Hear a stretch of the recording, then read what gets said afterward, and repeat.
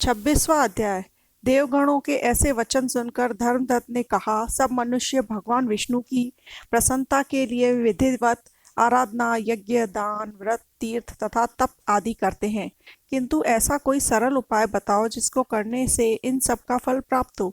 तब गणों ने कहा, हे द्विज श्रेष्ठ, आपका प्रश्न बड़ा श्रेष्ठ है। हम आपको भगवान विष्णु को शीघ्र प्रसन्न करने का उपाय बताते हैं।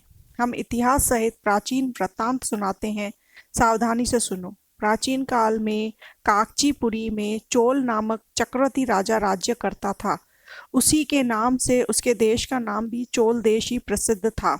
राजा चोल के राज्य में कोई भी प्राणी दरिद्र, दुखी, पापी व रोगी न था। यह सब राजा के यज्ञ करने का प्रभाव था। ताम्रपर्णी नदी के दोनों किनारों पर सोने के यज्ञ स्तंभ सुशोभित थे। हे द्विजवर, एक दिन वह राजा भगवान विष्णु के पास गया। भगवान उस समय शेष शैया पर योग निद्रावश सो रहे थे। राजा ने उनकी मणियों, मोतियों और स्वर्ण के दिव्य फल फूलों द्वारा पूजा की। वह साष्टांग प्रणाम करके भगवान के चरणों के पास ही बैठ गया। थोड़ी देर के बाद राजा ने अपनी नगरी कांचीपुरी के ब्राह्मण विष्णुदास को वहां आते हुए देखा। विष्णुदास भगवान की पूजा के लिए तुलसी दल और जल लिए था। विष्णुदास ने वहां आकर भगवान को विष्णु सूक्त मंत्रों द्वारा स्नान करवाया, मंजरी तथा दलों से उसका विधिवत पूजन किया। विष्णुदास के चराए हुए दलों से राजा के चराए हुए मणि, मोती व स्वर्ण के फूल ढक गए।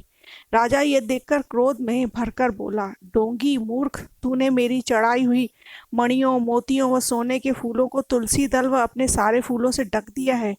तू भला भक्ति करना क्या जाने, क्योंकि तूने मेरे किए विचित्र श्रृंगार को बिगाड़ दिया है। राजा की बात सुनकर विष्णुदास को भी क्रोध चढ़ाया और वह राजा के गौरव को तुच्छ समझकर कहने लगा, हे राजन, तुम भक्ति करना नहीं जानते, तुमको अपने धन का घमंड है।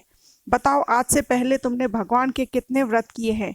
देवगण ने कहा, ब्राह्मण के ऐसे वचन सुनकर राजा ने घमंड से हंसकर कहा, हे विप्र, भगवान की भक्ति के अभिमान से यदि तू ऐसी बात कह रहा है तो मैं पूछता हूँ, तेरे जैसे भिखमंगे ब्राह्मण में भगवान की भक्ति ही कितनी है?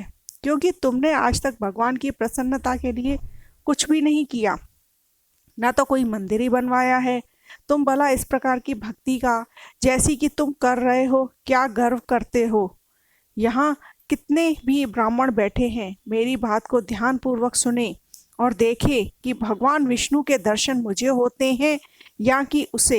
इसके बाद दोनों की भक्ति के संबंध में आप लोग जान लेंगे। देवगणों ने कहा कि ऐसा कहकर राजा अपने महल में चला गया और वहां जाकर उसने अपने पुरोहितों, मुद्गलों, आचार्य बनाकर विष्णु यज्ञ आरंभ किया। उसने उस यज्ञ में अनेक ऋषि महर्षियों को बुलवाया, उनको बहुत सा अनाज और नकदी आदि दक्षिणा दी।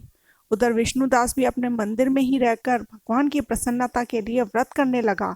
उसने माघ तथा कार्तिक मास के व्रत किए, तुलसी के वन का और एकादशी को भगवान विष्णु के 12 अक्षर मंत्र का जाप किया। वह भगवान को प्रसन्न करने के लिए गीत गाता रहा, वह नृत्य करता रहा, नित्य प्रतिव्रत करता था, भूमि पर सोता, हर समय भगवान को प्रसन्न करने के लिए माघ तथा कार्तिक के व्रत भी किए और इन व्रतों के नियमों का पालन भी किया और उद्यापन भी किया। और इस प्रकार राजा चोल ने विष्णुदास द्वारा आराधना करते हुए बहुत दिन बीत गए।